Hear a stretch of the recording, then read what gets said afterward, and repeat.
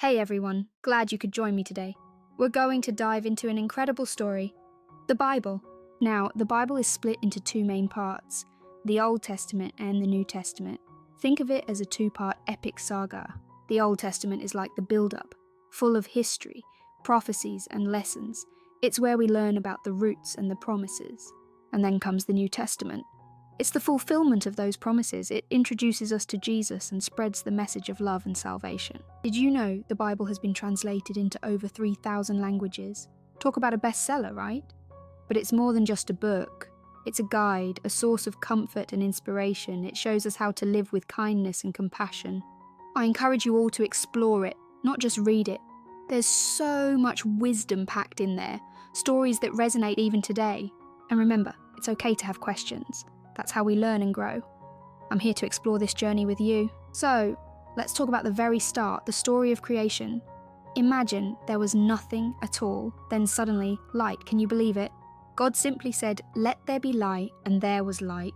This wasn't just any light. It was the first of God's creations, marking the beginning of time as we know it. And God saw that the light was good. It's like when you create something and step back to admire your work, feeling that sense of accomplishment. He then separated the light from the darkness. It's fascinating how this act created the very concept of day and night, don't you think? This division wasn't just physical, it symbolized the beginning of order in the universe, from absolute chaos to a structured cosmos. He called the light day and the darkness night. Simple names, but they carry so much meaning and significance. And that, my friends, was just day one. Imagine the entire universe still awaited its turn to be created.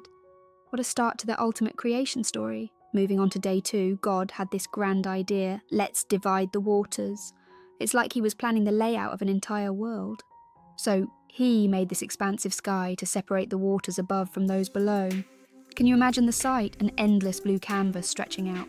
This wasn't just about separation, but also about creating a space for life to thrive. The sky became a symbol of vast possibilities. And the waters below, they weren't just left there. They became the foundation for everything else that was to come. How thoughtful, right? By dividing the waters, God was setting the stage for a complex, interconnected world. It's like the ultimate puzzle coming together piece by piece. Imagine the divine architect sketching out the blueprint of life. With just a few words, let there be a vault between the waters. And it was so. This action, creating the sky, marks the completion of the second day.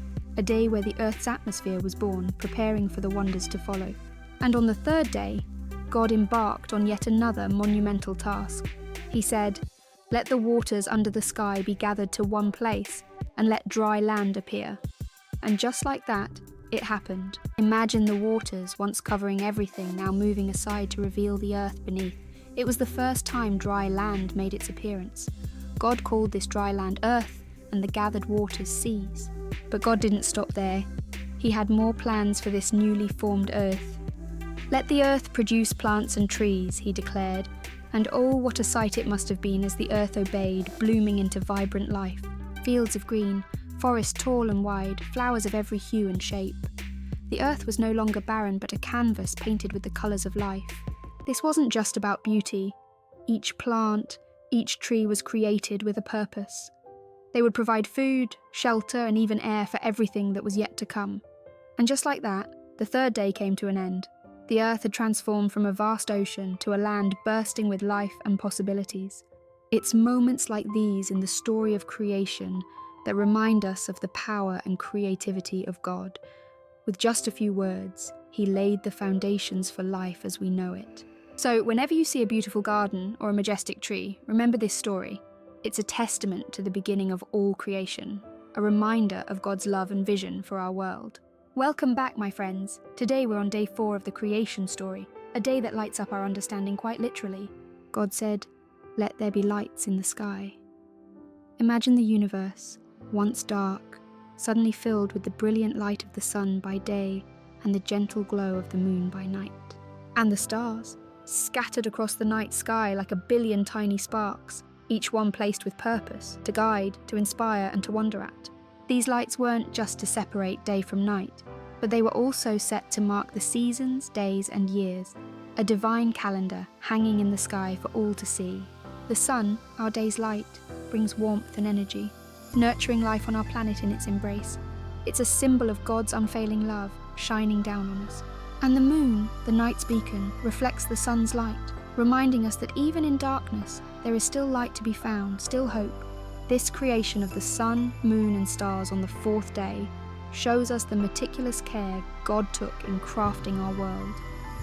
It's truly a testament to his glory and creativity. So, whenever you look up at the sun by day or the moon and stars by night, remember, they're more than just celestial bodies. They're signs of God's promise and presence in our lives. That wraps up day 4 of the creation story. What a luminous day it was, setting the stage for the wonders yet to come. Join me next time as we continue exploring this incredible journey together. Welcome back, everyone. Today we're diving into day 5 of the creation story, a day of life and diversity. God said, "Let the waters teem with living creatures, and let birds fly above the earth across the vault of the sky." And just like that, the oceans and rivers filled with all sorts of fish and sea creatures. It's amazing to think about the variety of life that began in those waters. Then God created the birds to fill the skies. From the majestic eagle to the tiny hummingbird, the air buzzed with new life. God saw that it was good. It's a reminder that in diversity there is beauty and purpose. He blessed them, saying, "Be fruitful and multiply." It wasn't just about filling the earth, but about thriving and creating a balanced ecosystem. This day, the 5th day, shows us God's creativity and care for all forms of life. It's a call for us to appreciate and protect these gifts. So, whenever you see a bird in the sky or fish in the water, remember this story. They're not just animals. They're part of a divine plan, a reminder of the 5th day of creation. And here we are, on day 6, the day that truly showcases the diversity and complexity of God's creation. God called forth animals of every kind to fill the earth. From the tiniest ant to the majestic lion, each creature was a marvel. But then, God did something extraordinary. He said, "Let us make humans in our image, to rule over all these creatures."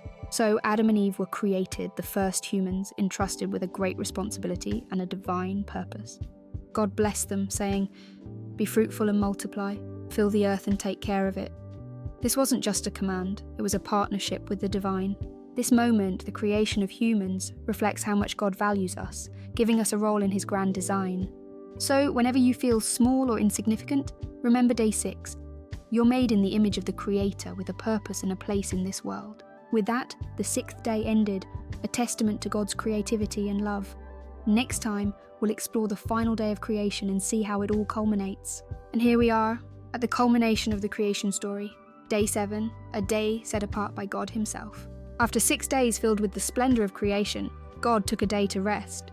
It wasn't because he was tired, but to set an example for us. By resting, God showed us the importance of taking time to pause, to reflect on his creation and to rejuvenate. He blessed the 7th day and made it holy, a gift to us, a reminder to slow down and appreciate the world around us. This isn't just about physical rest, but also about finding spiritual peace, taking a moment to connect with God in the midst of our busy lives. So, every week, let's take a day to rest, to be with family, to enjoy nature, and to thank God for the incredible world he has given us.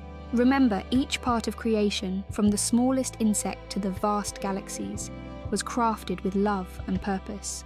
Let's cherish and protect it. And that, my friends, concludes the story of creation. It's a story of love, creativity, and purpose. Let it inspire us to live with gratitude and wonder.